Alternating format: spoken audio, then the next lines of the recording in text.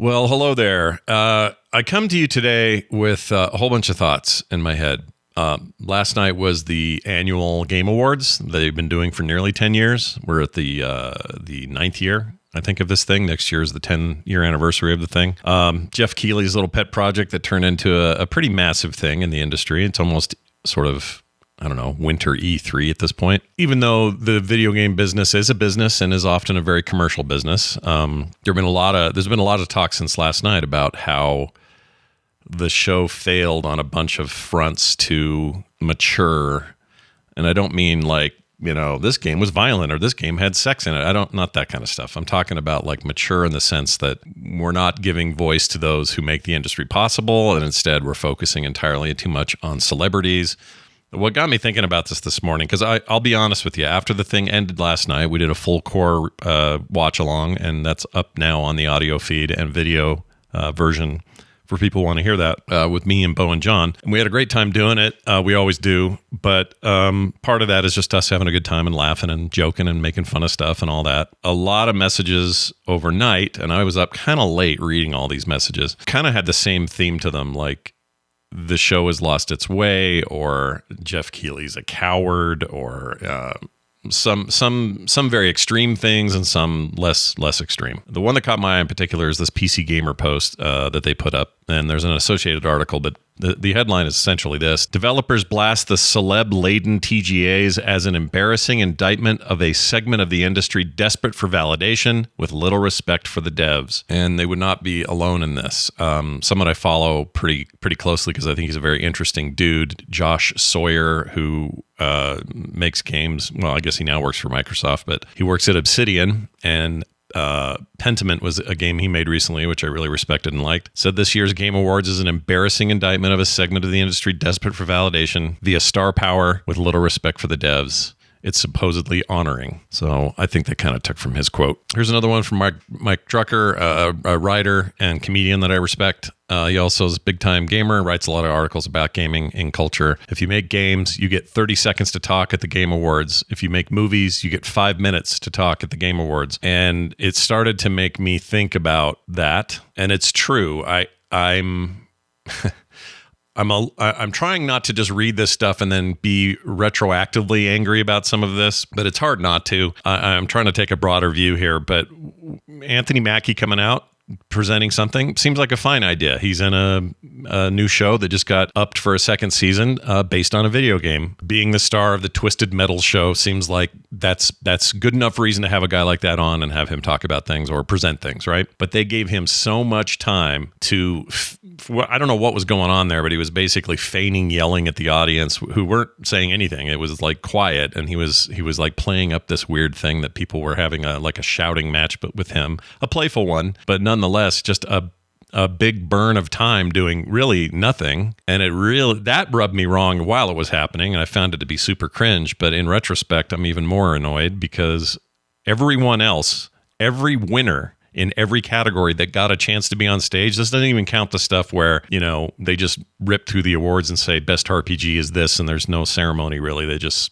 list off the thing and then go to the next trailer. Anybody who got up to accept an award only got 30 seconds. And I'll give you an example. Game of the Year went to Baldur's Gate 3. And imagine being the head of that studio, accepting this award, and talking about some of the lives lost of the employees that work for you, in particular one that died recently, their head of cinematics, and looking up and seeing that you've got this countdown. And while you're in the middle of sort of eulogizing this person who contributed so much to that game, you're being told to wrap it up. Anyway, here's the video. Check it out.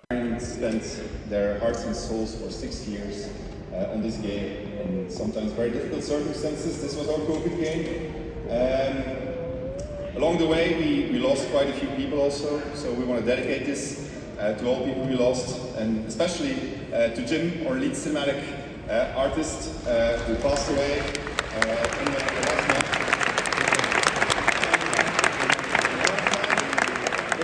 Now, we at home were not privy to that video, or, we didn't see the perspective of the stage where they get to see these signs saying, please wrap it up, or having this very minuscule 30-second countdown. And I know why they tried to tighten that up. I understand it. Like from a logistics standpoint, last year, Christopher Judge went on and on and on and on, and that was a problem, and you can't have that, right? You can't have it go that long. They overcorrected. They straight up overcorrected. It's not enough time. If you're truly there to honor the games and the people who make them, give them time to breathe. Give them a real reason for showing up there and being a part of this thing. They're the ones we should be celebrating anyway. And I love Jordan Peele, and I think the cast of Fallout, they're interesting. Sim and Luke, who came out to talk about his broken leg for longer than anyone got to do an acceptance speech. That kind of stuff's just really freaking annoying. I love those guys are great, but why does an industry that is magnitudes larger than Hollywood or the entertainment business in general, that being video games, why does that industry feel like it needs to constantly validate themselves with the appearances of famous people and celebrities? Like at first I was like, why doesn't Timothée Chalamet say more than just him just saying the very few words he said about giving away the final award? Why isn't he eating up more stage time? Like I was kind of in this mode when I was watching it going, is he not want to be here? Is this annoying to him? Is he just going to say his thing, get his paycheck, and get out of there? But now, in retrospect, I think I respected his appearance more than anyone's. You know, he didn't make it about him, and he didn't eat up stage time, and he got to the point and didn't try to ramp up the idea that, hey, I'm Timothée Chalamet, check me out. I got a popular movie out in theaters right now, and I'm also in the Dune movies, and I got all this stuff going on. If you're going to do that, do more of that. Have your famous faces. I mean, don't forget, Al Pacino was drug out there last year looking like about 1,000 years old and didn't know what any of this was about. No shade. I love Al Pacino. He's a great actor, but, that's a sign of where this thing's going, I guess. And just for some confirmation, Stephen Totillo, another games journalist I like and respect and follow, said, for those curious, Game Award winners are given 30 seconds for their acceptance speech before a please wrap it up sign starts flashing. So this was universal across the board. It didn't matter if you were Game of the Year or if you were getting best voice actor or whatever it was. And they even started the thing with Christopher Judge coming out again and fake playing him off with music as a joke. And it was funny, I guess. I mean, it's not that funny, but it was like, oh, okay, yeah, we get it. There's a reference we get, right? We understand. And then they did that same thing, not as a joke, to everybody who came out, except celebrities. And for whatever reason, the show has a hero worship problem with Hideo Kojima, who I think is a brilliant game designer, but I think we're in people worship territory with him on this show. And I think Jeff Keighley does a really good job at this thing. I think he works really hard on it. I think there's a lot of politics behind the scenes that we don't see that pressure him to keep things in a certain way, mostly commercial pressures. Calling him a coward like some are doing, I'm not sure that's entirely how I would put it, but I do think that he now has a position of influence that he could use for real good in the world, especially in the world of gaming, but beyond. And I think maybe some people have a point. There's a lot of hyperbole right now. I'm not really into that. And you're probably swimming in a sea of YouTube-based hyperbole this morning about the Game Awards. So I appreciate you taking time to listen to me. Hopefully this is a little bit more of a rational take. But there are problems with the way that we are presenting ourselves and the ways we are perceiving ourselves.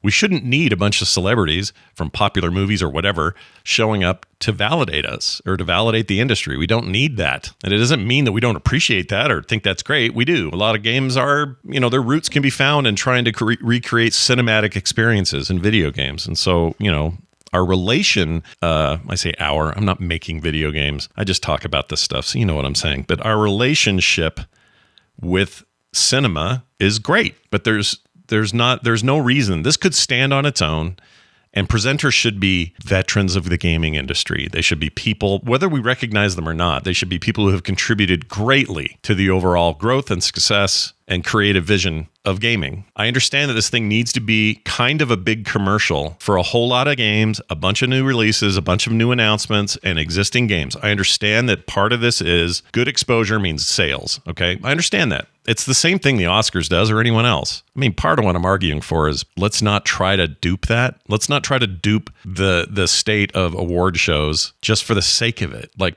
part of me was impressed with the quality and sort of the presentation of this year's event, and it looked really good, and it felt very like, as good as anything you've ever seen on TV for the Oscars or whatever. But then it kind of hit me later. It's like, well, why are we doing that? Do we have, maybe this is a question for all of us, do we have an innate desire after being such nerds for so many years and being told video games are going to rot our brains or whatever, to now being the dominant entertainment industry in the world. Why do we need that validation? Why do we still need everyone to like us? I don't know. It's a weird thing, man. Anyway, those are some of my thoughts. Hopefully some of this makes sense to you. I would love to hear your feedback, though, so leave some stuff in the comments and let me know what you think. Are we up in the night? Is it not that big a deal? Should we just accept it for what it is? Should we expect more out of this business that we love and the experiences we've come to associate with our childhood and our adulthood and everything in between? Do we even own that? Is it even ours to claim? Should Jeff Keighley, moving forward, attempt to bridge some of those gaps? I mean, I think so. Look, I've met him. He's a really nice guy. I met him at BlizzCon when he was doing BlizzCon. He was doing that gig. And he's a really nice guy who has good intentions and loves video games and loves this industry. I have no doubt about any of that. But I also think it might be easy for him and others in his position to be lost in the weeds on this a little bit and miss some opportunities. I think maybe the way around that is make sure you guys hire some smart, diverse voices that can bring a new perspective to things, maybe even starting with next year's show. I don't know. I don't know what the answer is. I'm not here to tell you 100% how to fix it. I'm just here to get this off my chest. I think I came off as a little bit excited last night about the show, and a lot of that stuff went past me because I was just into the presentation of it all. They showed off some new stuff I hadn't heard of that looks awesome. It got me stoked as a gamer. That end of it worked, but afterwards it's a little bit like, I don't know, it's like candy or sugar. It sort of wears off and you're like, well, that wasn't very nutritional. So I think there is a clear-minded approach to this that they could take and that we could take too. Sometimes we're a little reactive as a fan base. Okay. It's okay to admit that. And let's just work towards something better.